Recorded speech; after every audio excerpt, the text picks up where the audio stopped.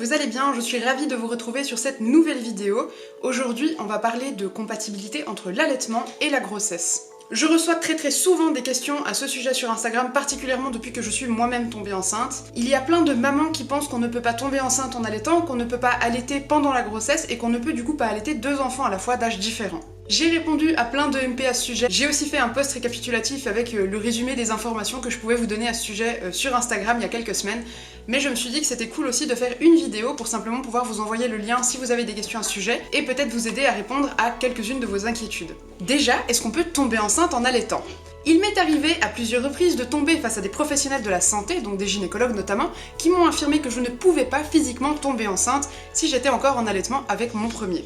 Et par la force des choses, j'ai aussi parlé avec beaucoup de mamans pour lesquelles c'était également le cas. Des professionnels de la santé leur ont affirmé qu'elles ne pouvaient pas tomber enceinte et que pour avoir un second enfant, il fallait qu'elles arrêtent l'allaitement. C'est une fake news, ce n'est absolument pas vrai, l'allaitement est totalement compatible avec le fait de tomber enceinte. En fait, à partir du moment où vous avez votre retour de couche, ça veut dire que vous ovulez, donc que vous pouvez potentiellement tomber enceinte. La première ovulation a lieu avant le retour de couche, donc c'est tout à fait possible de tomber enceinte avant d'avoir eu votre retour de couche. Et il y a du coup des femmes qui tombent enceintes très rapidement avec leur premier enfant, en allaitant et en pensant qu'elles sont protégées. Ce n'est pas le cas. L'allaitement n'est pas un contraceptif. On entend parfois parler, en particulier dans les maternités, de la méthode MAMA.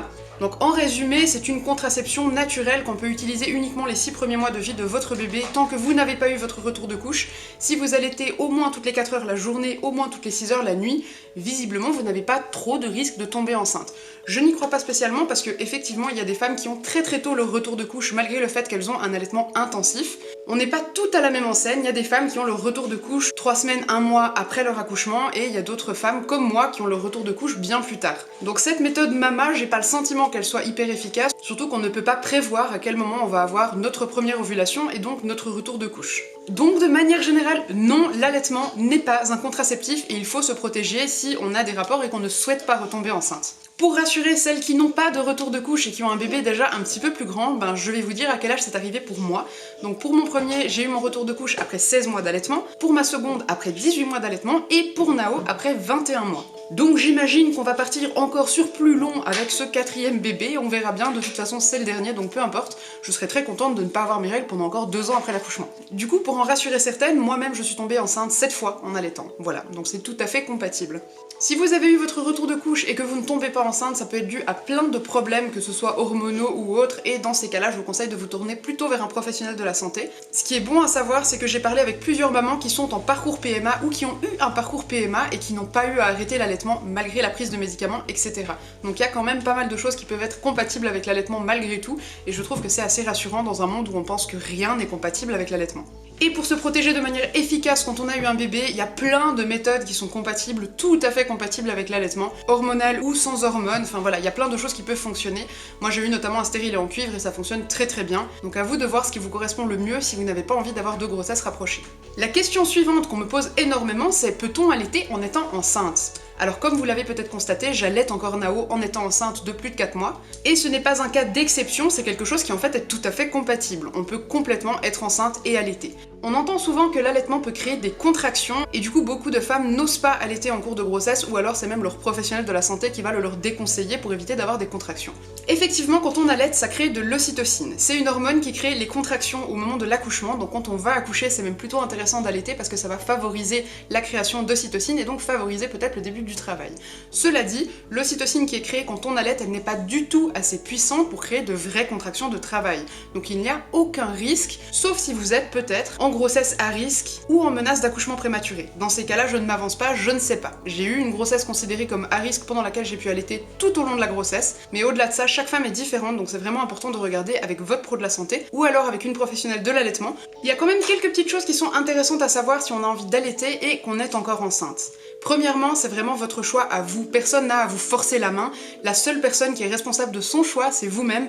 Donc sachez ce qui est le mieux pour votre enfant, mais surtout pour vous-même. En termes de confort, en termes d'énergie, etc. C'est à vous de définir ce que vous avez envie de faire ou pas. Il y a certaines femmes chez lesquelles l'allaitement en cours de grossesse ne changera absolument rien. Donc pas de douleur, pas de baisse de lactation, tout va merveilleusement bien dans le meilleur des mondes. C'est pas toujours le cas. Ça n'a pas été le cas pour ma 2e grossesse quand j'allaitais encore Willow, mon premier enfant. Et du coup, je trouve important de vous parler de ces quelques petits problèmes qu'on peut éventuellement rencontrer qui n'empêchent pas nécessairement l'allaitement, mais qui peuvent empêcher un petit peu de se sentir à l'aise.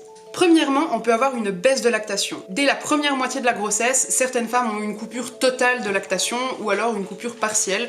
C'est hormonal, on ne peut pas y faire grand chose. Tout le monde n'est pas à la même enseigne, c'est-à-dire que moi je suis à plus de 4 mois de grossesse et pour le moment j'ai encore du lait. Évidemment je ne suis à l'abri de rien, donc je demande régulièrement à Nao s'il en a encore et je regarde s'il déglutit. C'est intéressant à vérifier si vous avez un petit bébé ou un enfant vraiment en bas âge qui a encore des gros besoins nutritionnels avec le lait maternel. Au-delà de ça, je sais que même si Nao continue à téter à vide, ce n'est pas dramatique, il pourra continuer, ça ne me gêne pas et ça permettra peut-être de passer sur un co-allaitement par la suite. Avec mon fils aîné, j'ai eu une coupure totale à plus ou moins 3 mois de grossesse, ça a été assez difficile à vivre, mais malgré tout on a continué effectivement avec des tétés à vide et du moment où ni moi ni lui n'étions gênés, il n'y a pas spécialement de problème. Mais c'est vrai que au niveau des besoins nutritionnels d'un tout petit bébé, c'est quand même intéressant à vérifier. Il est aussi possible d'avoir une gêne, voire une douleur qui peut être plus ou moins intense pendant les tétés quand on est enceinte. Là aussi, il n'y a pas de règle stricte. Moi, c'est quelque chose que j'ai vécu très fort avec mon aîné, avec lequel on a eu le pack complet de l'allaitement compliqué en cours de grossesse, malgré le fait qu'on ait insisté. Mais c'est vrai qu'avec Nao, par exemple, il y a une petite gêne les 5 premières secondes de tétée, et puis après, c'est tout à fait vivable, il n'y a aucun souci, j'ai pas de douleur réelle. Donc du coup ça ne me pose pas de problème particulier, c'est vraiment juste au moment de la prise du sein où il doit faire un petit peu attention. Du coup là encore évidemment on n'est pas tout à la même enseigne, ça va dépendre de plein de choses, mais étant donné que la poitrine fait partie des parties du corps qui vont le plus évoluer pendant la grossesse, c'est bien probable qu'il y ait un inconfort à ce niveau-là, voire une douleur plus ou moins excessive, et là aussi c'est à vous de mettre vos limites si vous avez envie d'en poser et de savoir ce qui est supportable pour vous ou ce qui ne l'est pas. Et le troisième problème que j'ai rencontré et que beaucoup de mamans rencontrent en cours de grossesse, que je n'ai pas encore rencontré du tout avec Nao, mais qui peut arriver, c'est le problème des aversions.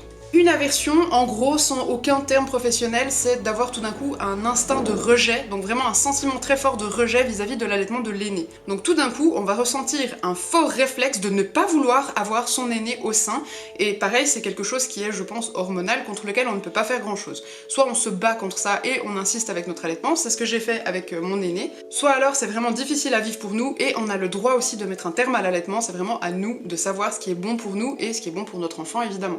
Moi, malgré le fait que j'ai connu tout le pack de ces choses désagréables avec mon fils aîné quand j'étais enceinte de ma fille, j'ai voulu insister avec l'allaitement parce que c'était une façon pour moi de montrer à mon fils aîné qu'il n'était pas mis de côté et que malgré le fait qu'il devienne l'aîné de la fratrie, puisque c'était mon premier enfant, personne n'allait lui prendre sa place. Dans le sens où, malgré le fait qu'il y allait avoir un bébé, qui allait dormir avec moi, qui allait demander mon attention, qui allait devoir être porté, qui allait devoir être allaité, je ne voulais pas que mon fils se sente mis de côté et j'avais envie vraiment de lui laisser ça. Et par conséquent, c'est vrai que je me suis battue contre mes propres instincts pour continuer cet allaitement, malgré le fait que je n'avais plus de lait pendant un sacré moment, jusqu'à ce qu'il y ait de nouveau le colostrum, malgré le fait que j'ai eu ces très fortes aversions et malgré les grosses douleurs. Et j'ai eu un co-allaitement de 6 mois. Et on en arrive du coup à la dernière question qui revient super régulièrement.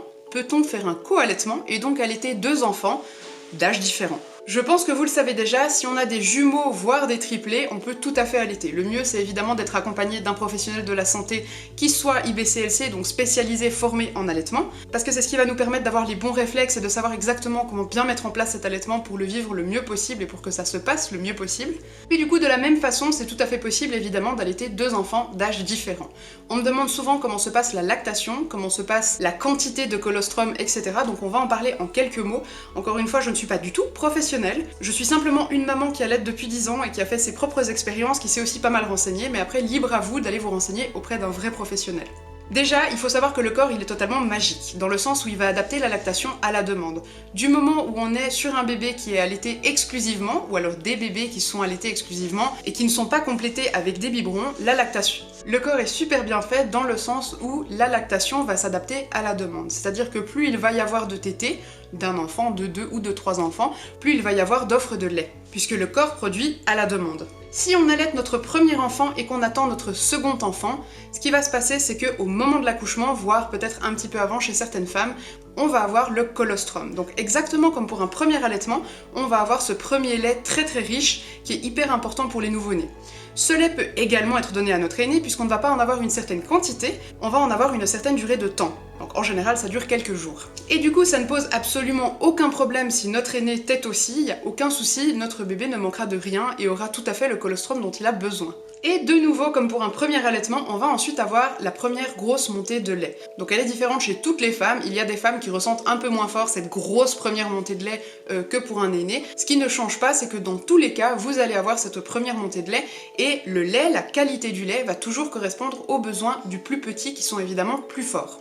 Même si les qualités nutritives de votre lait sont un petit peu plus conséquentes, plus riches, ça ne change absolument rien au fait que votre aîné peut tout à fait téter. Ça ne va pas lui faire de mal, bien au contraire, c'est à lui de décider la quantité qu'il en a envie s'il est allaité à la demande. Et ce qui est intéressant aussi, c'est que d'ici que la lactation se fasse vraiment à la demande et que vous passiez en lactation autocrine, vous allez avoir la possibilité de demander à votre aîné de vous aider à vider les seins quand vous avez vraiment mal et que vous avez le sentiment que vous allez en direction d'un engorgement. Quoi qu'il en soit, petit à petit, que vous allaitiez 1, 2 ou 3 enfants, la lactation va finir par s'adapter uniquement à la demande et vous n'aurez plus ces très grosses montées de lait. Mais comme pour un premier, ça peut prendre plusieurs mois, voire peut-être même plus longtemps pour certaines personnes, donc c'est vraiment quelque chose qui est propre à chacune. Tous nos corps sont différents, le taux d'hormones qu'on a en chacune de nous est différent aussi, donc il n'y a aucune règle stricte. Ce qu'il faut savoir, c'est qu'en réalité, l'allaitement et une seconde grossesse est tout à fait compatible du début à la fin, et que la seule personne qui soit en mesure de vous mettre des limites, en dehors d'une grossesse à risque évidemment, c'est vous-même. Donc chez moi, on est toujours en allaitement avec Nao. Je ne sais pas si on part sur un co-allaitement, parce que Nao a quand même 3 ans et demi. Donc étant donné que l'âge du sevrage naturel chez un être humain se situe entre 2 ans et demi et 7 ans, peut-être qu'il aura arrêté d'ici là, on verra bien, ça va dépendre aussi peut-être de plein d'autres paramètres.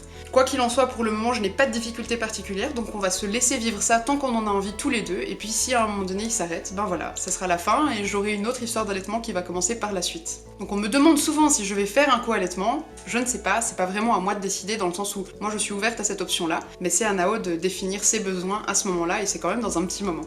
Si vous avez besoin de renseignements plus complets, moi je vous conseille très vivement de ne pas forcément vous diriger vers un pédiatre ou vers une sage-femme, mais plutôt de vous diriger directement vers une IBCLC. Donc une IBCLC, c'est un pro de la santé, parfois sage-femme, parfois puéricultrice, parfois infirmière, qui va être spécialisée en allaitement et avec une formation complète. Donc c'est vraiment le type de personne qui va être à même de vous renseigner sur ce genre de questions et qui va être réellement formée. Vous avez aussi la possibilité de vous tourner vers la Leche League. Là, pareil, vous allez trouver des personnes référentes qui soient formées et qui vont pouvoir peut-être vous renseigner avec un petit peu plus de détails et vous entourer si vous en avez besoin au moment de la naissance de votre bébé. Rappelez-vous qu'on est toutes différentes, rappelez-vous que vous êtes unique, que votre enfant est unique aussi, et écoutez-vous et vos instincts. Personne d'autre n'a la réponse concernant vos besoins que vous-même, donc faites-vous confiance, et puis voilà. J'espère que cette vidéo aura pu répondre à quelques-unes de vos questions. Si vous en avez d'autres, n'hésitez pas à les mettre peut-être dans les commentaires.